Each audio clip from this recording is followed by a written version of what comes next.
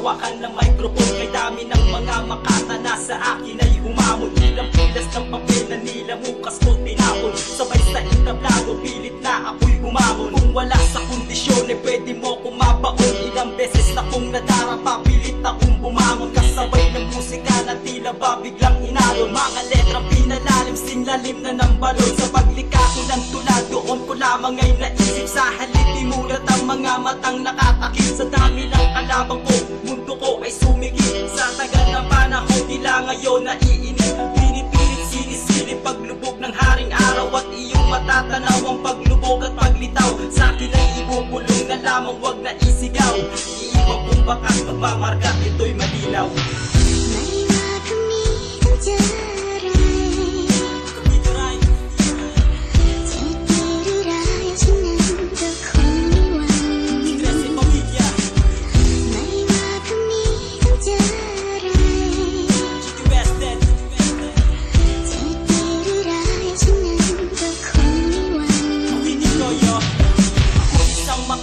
Panahon na siyang humasa, walang nagturo sa akin at ako lang ang nagkusa na matuto rin sumulat ng sarili kong tula. Sa tingin ng karamihan, ang tingin nila'y iba.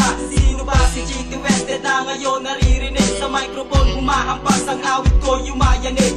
Salamat sa suporta nyo sa akin bumili. Hinawakan ng mikropono sa akin makinig. Simula ng pagkabata, ito na ang aking hilig. Ang sumulat na sumulat upang sa ganun ay marinig din ako. Tulad ng iba, nangarap din sila. Sumulat kumanta sa istasyon, patugtugin. Subalit ang katulad ko, tila di na alintana. Ang mga harang sa akin na animoy mga pana. Sa puso ko'y tumama, ang lakas kumangot siya. Wala akong magagawa kung sa akin di ka natuwa.